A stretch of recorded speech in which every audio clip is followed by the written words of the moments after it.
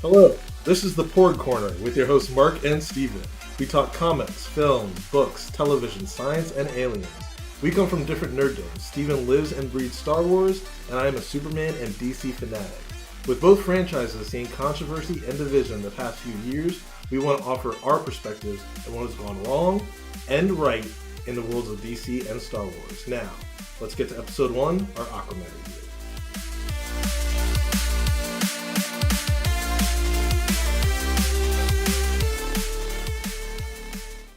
Steven, we saw Aquaman last night. Last night, we were there. We went to the Amazon Prime week early screening of it, and what were your thoughts?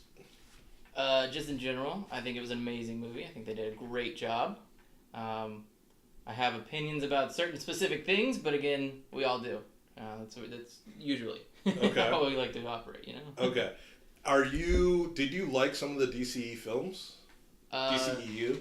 I mean, I think everybody can agree that Batman vs. Superman was rough. Disappointing. It was disappointing. Probably a charitable interpretation of that. Yeah. Honestly, I think Wonder Woman is when they started turning it around. Okay. I think that's our strongest turnaround point, yeah. So, I mean, we'll get to our rankings of all of these films in a second or later on, but just quickly, do you think Aquaman is as good as Wonder Woman? A little bit worse? Way worse? Better? I'm going to put it as equal. Okay. As Wonder Woman, I don't know. Wonder Woman's really good. Yeah. And I don't know if it's because it was the turning point, and so you just get hooked onto the fact that it was the first one. Right. That you were just like, oh, thank God they fixed it. Yeah. Yeah. I would say that it's, my thoughts on seeing the film last night, I was amazed. I thought it was just an experience. It was one of those things that gives you just a whole movie-going experience, which Wonder Woman had that as well, but this was a little different. Immediately after the film, I was thinking, this reminded me how I felt when I saw Avatar in theaters. I'm really reaching back there, a decade now. But, so Avatar is not a great film, in my opinion. Yeah. But it was an experience when you saw it. It was definitely an experience. Yeah, and I think Aquaman's a better film than that, in terms of narrative and all that. But it was also experience visually and all that. And yes. We'll kind of run through that. What do you think? I agree with that. I also agree that I think that it was an experience, but the storyline was really strong. Yeah. I believe some of the early reviews have not been in agreement with that, which I'm not really sure why. Yeah. The only thing I can think is that, again, in my opinion, that a lot happened. We could have made almost 2 movies out of what had happened here. A lot of reviews I've been seeing have been mentioning that it's a little bit long. By 20 minutes or so. I mean, it was a 2-hour and 15-minute movie. Yeah. And I'm not opposed to that. I enjoy a good, strong 3-hour movie. Really? 3 hours? I like a good 3-hour movie. I do. That's really long. That's like Lord of the Rings. Yeah. Return of the King with the 15 endings. Yeah. That's too long. No, it's great because you're just mind blown all the time. So, the whole time. But in this particular storyline, I don't think Black Manta should have been in this movie. I think that is its own movie. Easy. Yeah. Well, before we get into that, this will have spoilers, obviously. We're going to be touching on elements of the movie. So everyone knows Black Manta's in it. But, again, spoilers. Turn it off if you haven't seen it. There's an end credit scene with Black Manta. And, again, we'll run through this in more detail later. But he is being set up as the sequel's main villain. Exactly. So I don't really understand why we needed to have him in this movie.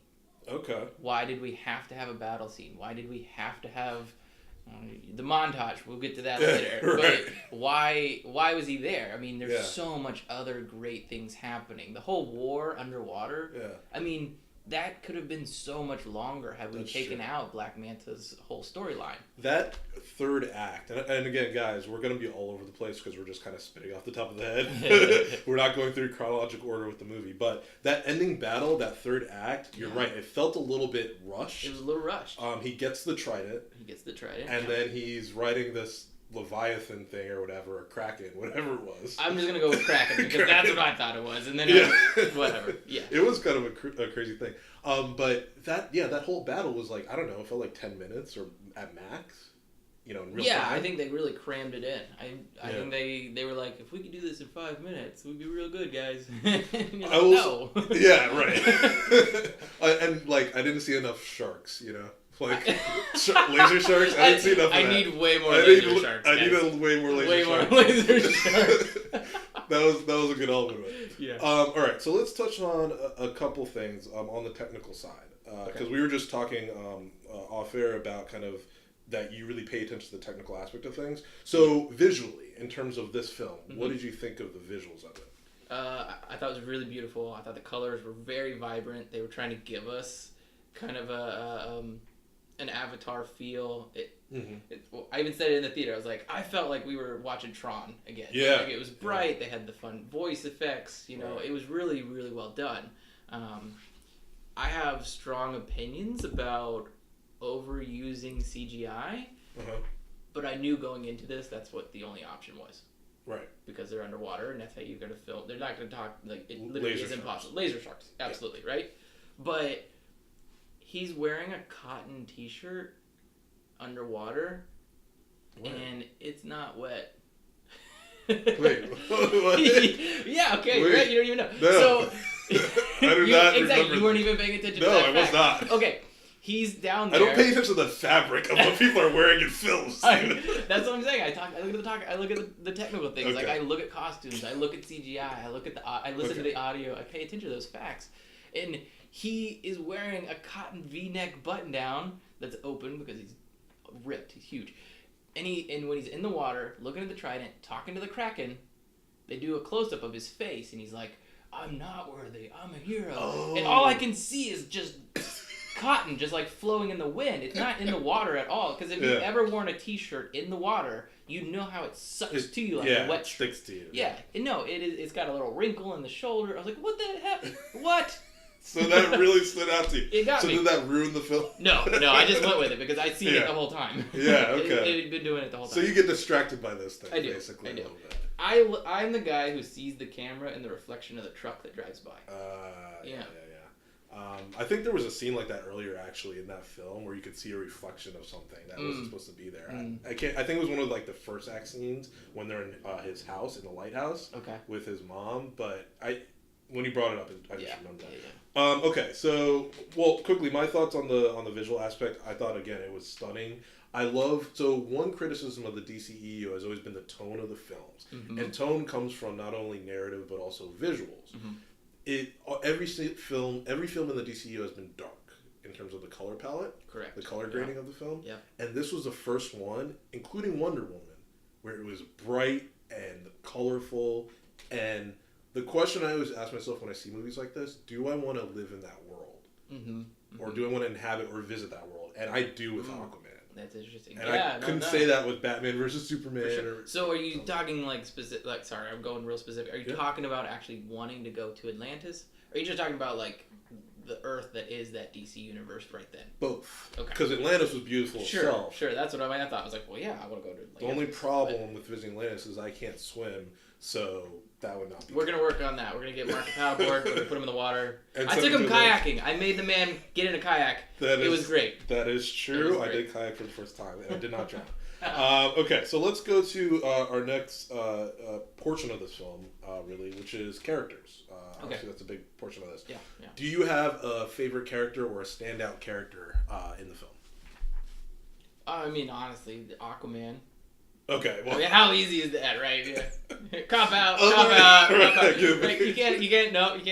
You can't ask the question differently. Oh, I can't. No, you can't change it. Okay, got it. So that's your answer. You're just done. I'm just gonna go with Aquaman. He's hilarious. Like, come on. I mean, we knew he was hilarious in the Justice League, and then I was very excited about doing an entire movie of his smart-ass remarks and comments. And I mean, for somebody who doesn't want to help people in the Justice League movie prior to joining the team, he's very helpful to people. He's got a positive outlook on life. He's got a positive outlook on like things just being funny for the fact that they didn't go correct.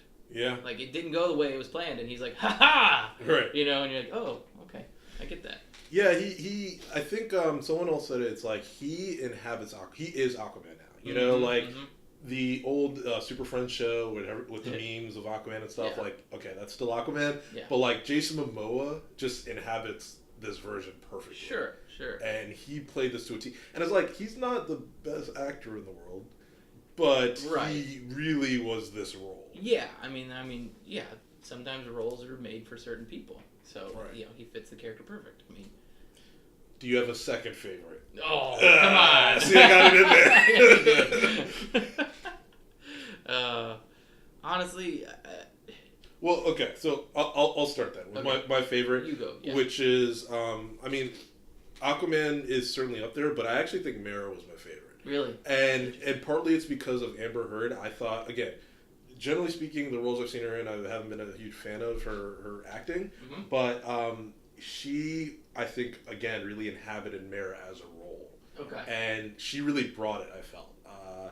She had some of the best action sequences. She was doing her hydrokinesis thing a lot. Yeah. That scene in Sicily where she takes the wine bottles and uses the liquid in the wine bottles to just make spikes. She made spikes out of water. Wine. Yeah. It was awesome. Yeah. It was so cool. Yeah. And it was like exactly like the comics in that sense. And I just thought she was a really strong character. Very. She led Aquaman, before he became king. She was really the kind of the person that led us on our adventure. And so I really liked her character. Definitely. So, yeah, okay, I get that. I'll go with that. It's not Aquaman. It's not Aquaman. Not Aquaman. That's interesting. That's fun. No, I like it. All right, let's touch on some of the minor characters. Okay. First of all, Dolph Lundgren as King Nereus, I thought was amazing. Okay. Yeah. He. I crush you. Yeah. Yeah, I've expected Sylvester Stallone to pop out. just an extra. Yeah. He's one of the shark riding guys.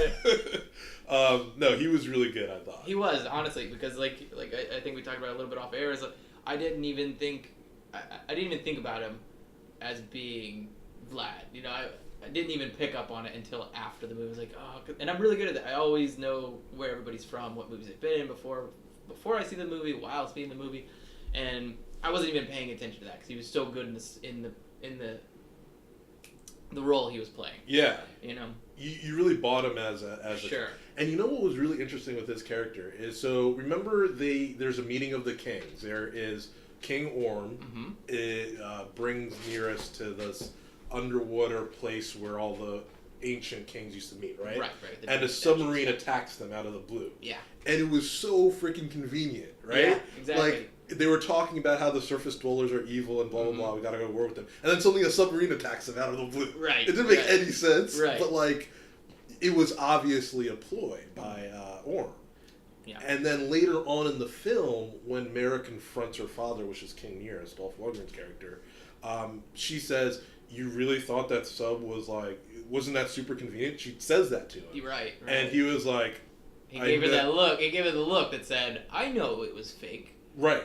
But I also want this bad. I want this war. So I want this excuse to go to war. Correct. And he goes, if this is the way that it has to happen, this is how it's going to happen. So it made his character not a dumb character. Correct, yeah. Which they could have done, which a lot of movies do. They're like, oh, he was just unaware. Mm-hmm. Like, no, he knew what he was doing. And that adds an element to his character, who survived at the end. Yep. And he could come back later, too.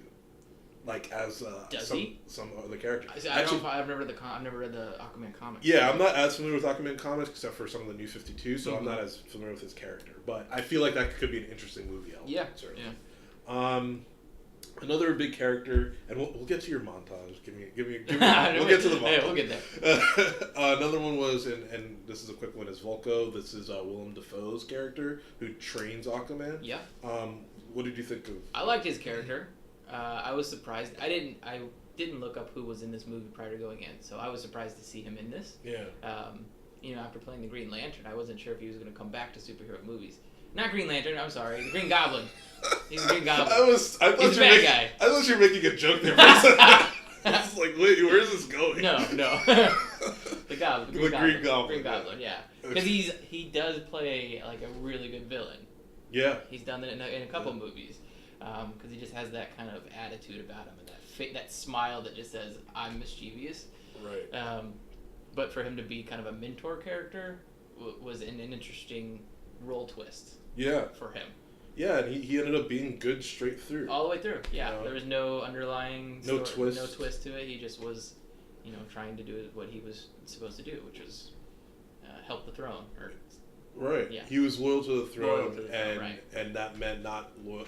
If something's going wrong with like the wrong king on the throne, he'll still work to get the right person on the throne. Right. So, which was an interesting idea too, because James Wan, the director, knows that we all think of Willem Dafoe as a villain because he is most of the time. Yeah. And so he put them in this movie, and there's no twist. Right. Which is kind of a twist in itself. Right. Which was pretty smart. Yeah, might have been just an emotional twist. Yeah, right. We're going to get him. Let's get to the, not Black Manta, his father. So do you remember his father? Now, I don't know the actor who played him, but you remember the scene in the submarine, right? I do. What did you think Michael of Beach. that? Michael Beach is the actor who played his father. Got it. What did you think of his character or their dynamic? So, okay, I've got strong opinions about Black Manta being in the movie, so that's kind of swaying my view on everything. Right. We saw him first, and then he starts speaking to his son. We get their whole backstory. It didn't take any time at all. Like, they spent less than 5 minutes in this whole intro scene for them. And I was just like, why is Black Manta in this movie? Yeah. All of it didn't make any sense. I think Michael Beach is a great actor. I think the movie, his character was really strong. Mm-hmm. For how little he was in the movie, it had a strong impact through the entire Black Manta storyline. Right. So I thought that was powerful. So you thought that basically, if they had that one submarine scene with Black Manta, pre-Black Manta, and his father as just pirates, and then they don't return to that storyline until the next movie, you would have preferred that, maybe? Absolutely. Yeah? Oh my gosh. If that had been the intro to... Because that was the intro to adult Aquaman. Yeah. Is the submarine scene. Right. So, let it hang. Mm-hmm. Make that the what leads into the after credit scene. That leads into the sequel. That's a good point. Like, what they could have done is have that submarine scene, and then either right at the end or in the after credit scene, you have the commandos, the Atlantean commandos or whatever, present the armor to him. Like, you know how Orm, they take him away at the end, they don't kill him? Right. So Orm somehow is able to sneak off this prototype Atlantean armor with these commandos to give to Black Manta. Yeah, that would have been great. That would have been great after credit scene. Sure. Yeah. Sure. Yeah. No, I see what you're going with. So, all we've done is made our own theory. We made up our own storyline of what we wish we could Irish James Wan. Okay, so let's talk then about Black Manta, specifically your issue with him being in the movie. Okay. And you can talk about the montage. Can I go about the montage? You can talk about the montage. We'll Get to it, man. This is your rant time. All right. So honestly, he didn't need to be in the movie. It was thrown in there. He shows up to command the elite soldiers for one big fight scene. I don't think we needed that leadership character. Yeah. They could have used that special ops leader guy. Yeah, the one who got his head in the toilet. The one that got through his head in the toilet. The guy with the scars on his face. Like, how great would that have been that the leader, the end of that is him throwing his face in the toilet? Right. That's true. How great would that the end of that been? Right. Right. Oh, and so I just don't think that Black Manta needed to be in it. So they gave him several scenes, and in this process, to make him the leader of their special force group, they gave him Atlantean technology, armor, and weapons. The problem is it's white, though. It's white, and they gave him a gun, and he doesn't want it to be a gun. Right. He likes his blades, and apparently he likes... If I could convert a gun into giant helmet lasers, with lasers, I would do it. I want freaking lasers on my freaking head. Are you telling me you would not do that? I would much rather have a laser gun. What? No, you need the two eyes. It looks awesome. No. Did you see how they were like steam right before you'd fire them? Oh. Come on, man. You made jetpacks. Okay, I'm gonna go on my montage, and I'm gonna get to these laser eyes. Okay, the montage. Yeah. Freaking 80s montage with 80s montage style music playing in the background. Yeah, it was pretty bad. Orin is like, King Orin says, I need you to go find Aquaman right now. cut to a montage of him disassembling Atlantean technology, reassembling it into a suit that he's happier with, building a helmet that's too small. It blows up when he tries to test it, and he goes, "Oh, gonna need a bigger helmet." And you're like, "Oh, no! And then, what does he do? He spray paints it black. Yes! You gotta spray paint it black. I know it has to be black, but why couldn't they have just given him a black suit? No, because every good movie has a spray painting scene in it. We all know that. There's no good movie. Always has good. Gotta spray paint something. Okay. Make it a good movie. So the gun, the laser, the eyes come out of a laser gun. Yeah. Right? And so they put it, he makes them the eyes of the helmet. Yeah. And to show us that he can see through them, he holds a flashlight up to the back of it to show us light goes through it. I missed that. Yeah, I know you did. He's holding up the lens, shines a flashlight in front of it, and kind of gives us a nod. Like, yeah, that's exactly what I need to see through. I didn't get it. It was totally wasted. He did this in all of the span of like 6 hours, probably, too. Right. Somehow he's like, yeah. Oh my God. I don't think he ever changed shirts. He's an engineer. Yeah. He's a mechanic. He's a welder. He's a riveter. He's a painter. Like, he did everything. Hey. Like that. It's the Talk about a montage. Talk about a montage. Gonna get real good, real short. Right. Time in a montage. That's the only thing they're missing there. All I can think of. Yeah, so he's basically, they tried to make an Iron Man scene, basically. Yeah. With the sidekick. It was Iron Man. It had the Iron Man. It was a little off. So, and then you gave me trouble because I said, well, okay, they give him the armor and it's white. Yeah. And I said, instead of a montage, all he had to say was, "Does it come in black?" And you got all upset because that's what Batman says. And I said, exactly, because it's DC. Why do we have to do a Iron Man assembly when we could just do an homage to Batman saying, "Does it come in black?" No. What happened was, immediately after our montage conversation, or during this, you were like, "Oh, it would have been better if he says, 'Does it come in black?'" And I didn't put two and two together. That was the Batman scene, the Christian Bale scene. And I was like, dude, that's the corniest freaking line of the universe. Why? Like, that would immediately take me out of the movie. Right? But it didn't take you out of Batman, did it? It was good then, though. Oh, okay. Here it would not be. Okay, so we're talking about... I will say, whatever, if it was an homage to that, though, yeah, maybe it could work. It could have been. It would have been so good. Doesn't come in black. Like, why didn't the Atlanteans just give him a helmet with lasers on it? Because then you gotta show him being, really ingenuitive and all that stuff. We don't need him to be ingenuitive. We just need him to be a badass with special force abilities and, being able to, kick ass, which they showed us in the submarine scene. Yeah, but here's the other thing, though. We already learned all the good stuff about him. There's not much mystery to it. No. Okay, so let's talk a little bit more about Black Manta, though, as a character. Okay. Montage over. Montage right over. All right, move on. Okay, moving on. So he, in the comics and in the the television shows, I always feel like he's a great character because he's more calm, cool, and collected. Mm-hmm. He's very strategic in his thinking. And in this one, and his motivation is always an element of revenge. Don't get me wrong. Okay. But in this film, I felt like he came off really emotional. And yes, his father did just die pretty much. Mm-hmm. I think this movie takes place over the span of a couple days or a couple weeks. Mm-hmm. So I can get that. But I felt like the actor played it a little too emotional for my taste. So it made it kind of him too cartoony of a villain, despite having a giant helmet that shoots laser eyes. Right. Because that's not cartoony. That's not cartoony. It's not. It's totally natural. I'm sorry. I just really can't get over the helmet. It's so stupid. It's so awesome. I mean, I understand that that's right out. That's his character from the comic. Yada yada. Whatever. What ran over. So you think he did it too emotional? I mean, his father died. But Aquaman made a good point. You're killing innocent people, so you have to live with the results of your actions.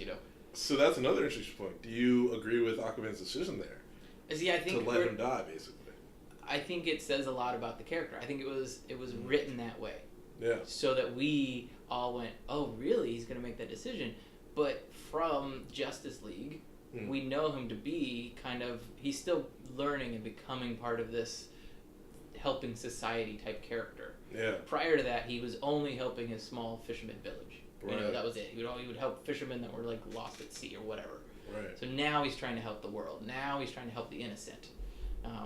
So I think he's still trying to understand what that means, and which is perfect for what this movie means, because he's constantly going, I'm not a king, I'm not worthy of being a king. Right. He's learning on the way. He's trying to figure out, his character is being developed, and I think that statement at the beginning of the movie is how we can see that he's not even close to being ready to be a king.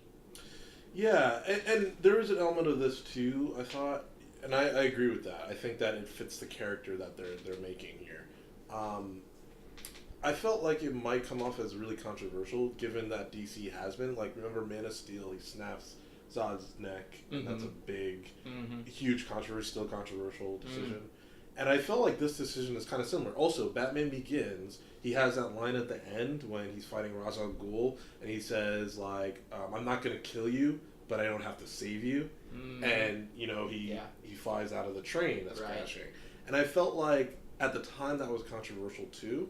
And this is kind of the same way as well. But I don't know. I don't see a lot of reviews discussing that element of the character.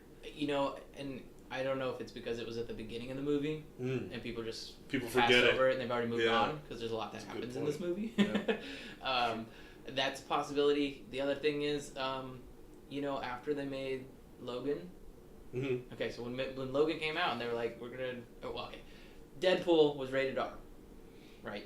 So then they changed Logan. They went back and redid some of it to make it a rated R movie. Yeah. Because Deadpool did so well. Right. So I think the producers and the production companies are saying, we gotta add some of that that grit to it, that controversy to it, and kind of break a little bit away from some comic book kiddiness to it. Yeah. You know?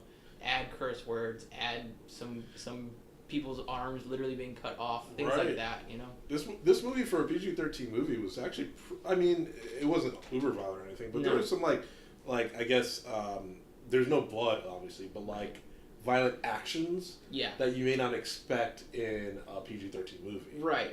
You expect this fight scenes, but I didn't expect Mara to literally chop that guy's arm off. Right. And then they showed his face and he was like, ah! Yeah. I was like, whoa, they just Saving Private Ryan that. Freaking Nicole Kidman, who we haven't talked about yet, but she throws a trident right through a guy's heart. Yeah. That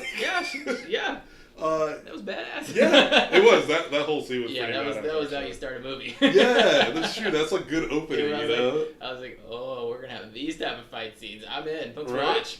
Like, and really, her and Mira kind of had some of the best choreography in the whole film. What'd you think of Nicole Kidman's character overall? Because she had an arc in this movie, you know? Yeah. I think she was obviously stronger. I think the character was stronger when she was young. When she was the new mom. Right. When she, at the end of the movie, when she comes out and she's like, she's been rescued, essentially. Yeah. She, you know, she's a little softer, but she's also been, you know, she's been in isolation for 20 years or whatever.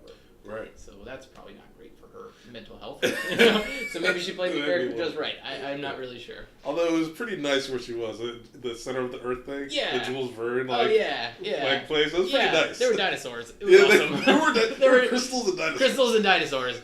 They were like, you know what we're going to do? We're going to nail this on the head. Right? Just blam, right, nailed it. And that whole waterfall area when he comes out with the trident, I was like, I could just sit there for a while. Yeah, let's just watch a waterfall. Yeah, like, why not? Yeah, it's very... I don't have food to eat, but... It's very therapeutic. Yeah, absolutely. 20 years, I'm going to watch this waterfall. Yeah. Okay, so there's one final character. I mean, there are a lot of characters in the movie. We can't cover them all, but obviously the major villain, King Orm. King Orm, yeah. Played by Patrick Wilson, who also was famously in Watchmen playing Owlman. So what did you think of Patrick Wilson's take on Orm and Orm as a character himself, a villain? I mean, I think he did it right. You know, again, I go technicals. There's one thing I didn't like, and it was when he put on his mask for the fight scene. Yeah. I was like, oh, cool. He gets a full helmet. It's covering his eyes.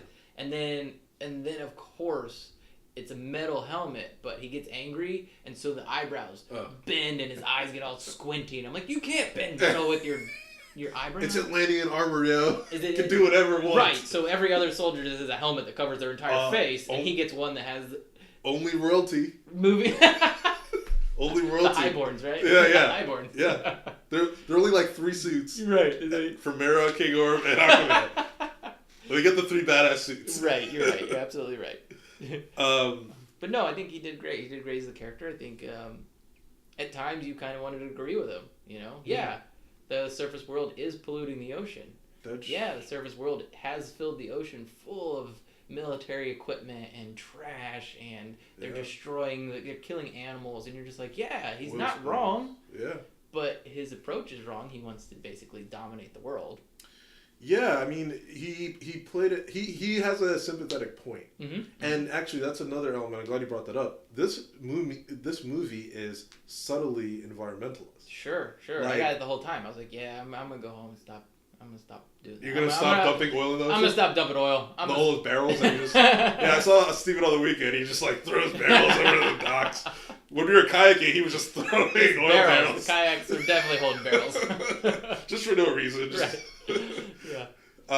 So you saw it throughout the film. I thought they could beat you over the head with it, right? Like a lot of films do that. Yeah, it was real subtle. Yeah, you're right. It was real subtle. Because like they would show clips of like news reports of when he would send the trash back. Yeah. But they didn't linger on it. No, they didn't. Yeah, it was good. I think it was the right amount of storytelling there.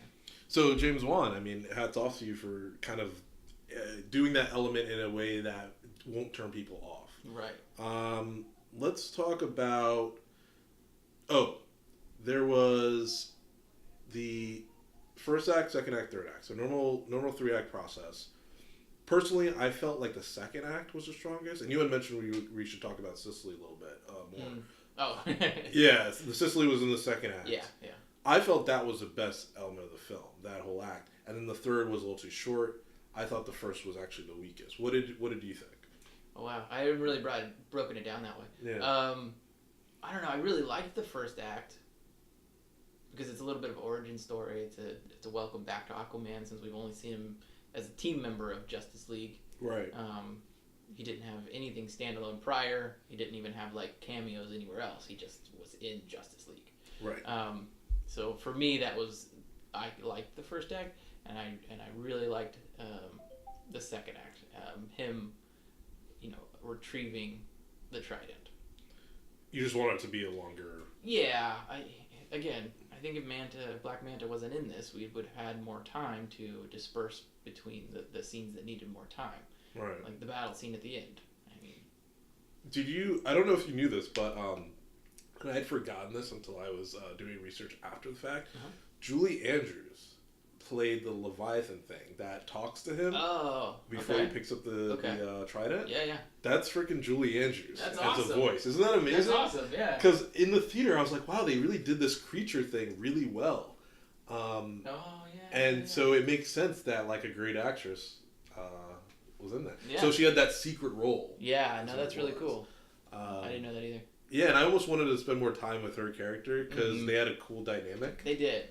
For them to have like that rapport, like she's like, "Oh my gosh, you can hear me," right? And he's like, "Yeah, I can hear fish." Essentially, yeah, I talk to fish. Yeah, I talk to fish. Read a comic book. Yeah.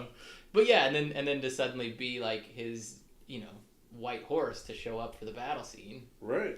I think that there should have been a little bit more time spent with them. Yeah. Again, I think definitely that's one of those scenes where he's trying to get the golden trident. I think that could have been a longer scene with her, the Kraken character, and why they were there, why he was there, why he was allowed to be there, why. Yeah, and just to piggyback off that point, how it could have been, I guess they could have gone more in depth with it. Is that I felt like the conclusion, like he gives a speech where he's like, "I'm not worthy. Like I know I'm not worthy." But, screw you or something he says to her. Yeah. Yeah, And then she kind of is like, okay, whatever. If you can grab the trident, you can have it. Yeah. And I felt like that was, that decision process that she had was... It was too quick. It was too quick. Right. Like, how did she come to... They ran out of time. They're like, production, cut out that scene. Just say, too much money. Yeah, you get in there. You grab that trident, you're good. Right. So, yeah, I kind of agree with you. I see your point on the whole Black Manta thing, taking time away from another thing. Okay, so let's touch on... maybe some of the jokes in this film, because we talked about this at the beginning of the film, first act, pink phone guy. Oh gosh, remember pink phone guy? Yeah, honestly, The jokes in the movie are hilarious. Yeah. I think it was good. I loved that scene. Yeah. But I don't understand why his phone was pink. Big, burly, motorcycle gang-looking guy with all of his friends walks up to Aquaman and he goes, "You're that fish boy, right? Fish boy. Fish boy. Hey, fish boy." And you're just like, oh, great. One of those scenes. Right. And then it becomes a comedy scene. And you're like, oh, hi, he wants to take a selfie with him. Right. And he whips out a pink phone with flowers on it. Like, hey, maybe he has a daughter, and the daughter gave him a case for the phone. You don't know. yeah, you're right. I don't know. Don't judge biker guys. But why tell us that story? Like, that pink phone tells so much of a story that we don't have the answer to. It just had to be a phone. It didn't have to have anything on it. Nah, yo. I actually wish it was more ridiculous. I wish it had, like, bunny ears. It would have made perfect sense if it was a pink phone and he had turned around and his jacket was bejeweled too. There needed to be one more element to it that brought it all together. Like, why was the phone pink? It didn't make sense. Yeah. I mean, it made sense that it was humorous and that it was, non-threatening. Right. That's what they were going for. But, like, it could have been they needed something else. Like, his jacket needed to have been bejeweled or, I don't know what it was. So what color should it have been? Teal? No, I think it just needed to be a phone. It didn't even have to have a case on it, or like a black case, like every other iPhone I've ever seen in my entire life. Yeah, but that's boring. Yeah, you gotta put it in the pink. I know James Wan's thought process. I thought it was a great element, and it's not fish boy, it's fish man. Yeah, that's what Aquaman says. That's what Aquaman says. Yeah, he goes, "You fish boy." Obviously, he's trying to make fun of the word Aquaman, and he stands up and he goes, "It's fish man." Right. And that was hilarious. I think it could have just stopped there and like seen one of them thrown out of a window and done like the traditional like fight scene over. I was like, that would have been hilarious. I like this twist on it though. Also because like when they're taking the selfies, they did a selfie montage. Yeah, they did a so they selfie became montage. like that was really funny. They became best buds. They were drinking buddies. Like, yeah. At first, and then it's like slowly they start drinking. They become drinking buddies. Yeah. It's really well done.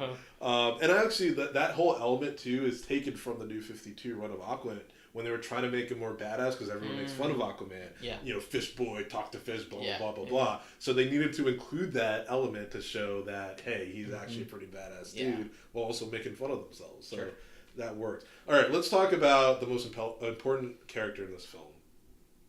The drumming octopus. No, I don't want to talk about the drumming octopus. I wish.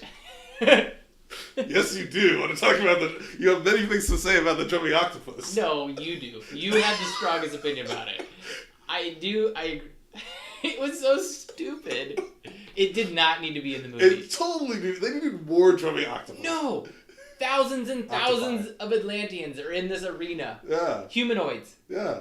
Who physically understand music and can play an instrument. Yeah. Nope. We're going to do an oversized octopus beating drums with perfect rhythm. Okay. 8 hands. Yeah, you're right. Yeah, much more efficient. You're right. It's so efficient. Yeah. I don't believe it. There's a lot. I don't. Suddenly there's one octopus that's got rhythm. Yeah. You don't know. There could be a whole family that has rhythm. Sly and the Family Stone. You don't know? Maybe all octopi play instruments. No. So I love this scene because it reminded me of Star Wars and like the ridiculous characters that do crazy things like cantina scene and stuff. Yeah. And I thought he threw that in there, and I just wanted more of it. Like it really helps build the world when you see ridiculous things like that. If you wanted that to be a substantial scene and be like, yeah, an octopus can play a drum, then other water creatures needed to have had the ability to do other things as well. They were towing storage things. Turtles were correct. Towing things. You asked a turtle to swim. Yes. You asked a whale to swim. Good for you. We also asked an octopus to learn rhythm, play drums, and do it well. And he did a very good job. I think he winked at us as a camera went by. I really think he did. He probably did. He probably did. All right. So this was episode 1 of a podcast. We will talk to you guys next week. Okay? Bye.